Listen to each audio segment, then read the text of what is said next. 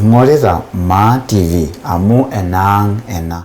And we have been sequencing some of the samples that we have collected, and I can confirm that we have actually detected the Omicron variant among some of the travelers who have been traveling through Kenya. And we have at least 3 cases so far. We have a lot of other samples that we are sequencing. So in the next 2 days, I will be able to confirm the spread or otherwise of the Omicron variant in the country. As I had said earlier, what we are hearing and what the information we are getting from other countries across the world are that the variant spreads very quickly, very fast. The effect of the spread is that if one has been vaccinated, the level of attack is a lot less and the need for hospitalization is limited. So if one has been vaccinated, they are getting chills, a bit of headaches and so on. But so far, what we have seen ourselves and what we have heard from our colleagues from South Africa and elsewhere is that the level of hospitalization is less than the Delta variant that we had some time back. So far, the hospitalization cases that we have in our country are still Delta. We have not detected any Omicron variants in our hospitals. But of course, as I said, we are carrying out sequencing in all our laboratories so that we are able to give Kenyans a better picture of where we stand as far as the Omicron variant is concerned. It is clear, however, that moving forward, the Omicron variant is likely to be the dominant variant, not just in our country, but across the world. And we are happy that the management of the variant globally is now being handled in a better way. We have had some countries that, for example, had closed and locked out. People traveling from some countries have been removed from the red lists, and that's a good plan, because the way to manage the virus is to ensure that we keep away the virus, but not necessarily keep away people. This variant is there with us. It is going to spread. There is no question about it. And it's a question of us preparing ourselves. We have urged that through the COG that all counties begin serious preparation for any eventuality. We have also urged that Kenyans get vaccinated. This is no time to debate. This is no time to start hesitating when it comes to getting vaccinated. The statistics are clear. In the countries that have got a widespread Omicron variant, it is clear that if you have been vaccinated, you are much better off than if you have not been vaccinated. If you have not been vaccinated, what you are threatening is your livelihood.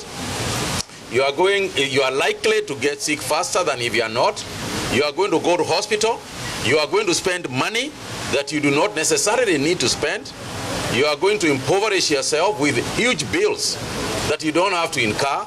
So as a government, what we are saying is that let's everybody get out there and get vaccinated. And we have asked the county governments to wrap up capabilities and preparations for that. And for that, I would like to ask Governor Wambora to just add something on it.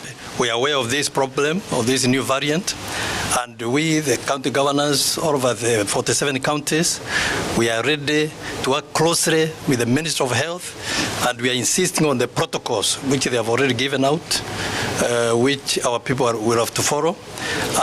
So we are ready. We are confirming that our oxygen plants are functional and the ICU beds are ready. Preparedness is always the best way to deal with these kind of surprises.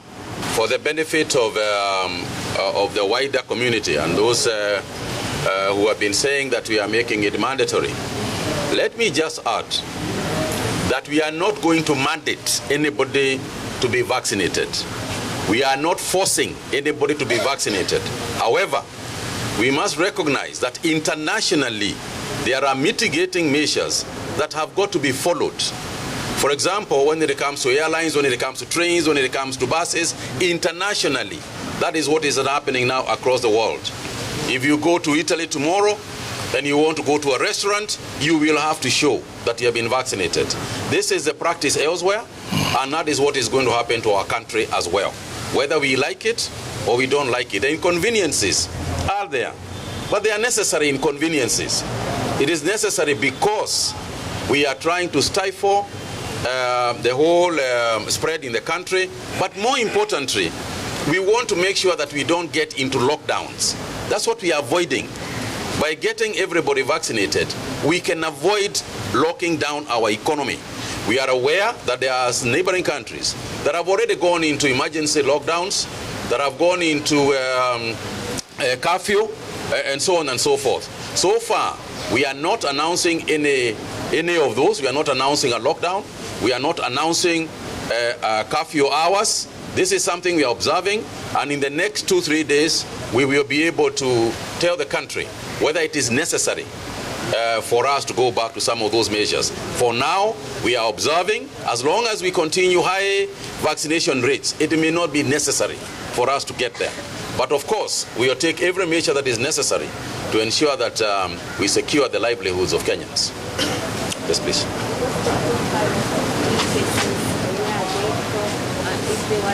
The cases were actually, we had one South African and 2 Kenyans. They obviously immediately went into quarantine. So as we speak, you know, those are people who have been quarantined. And in the case, moving forward, anybody who would be detected with it must go to quarantine. Ingoleza Ma TV amu enang ena.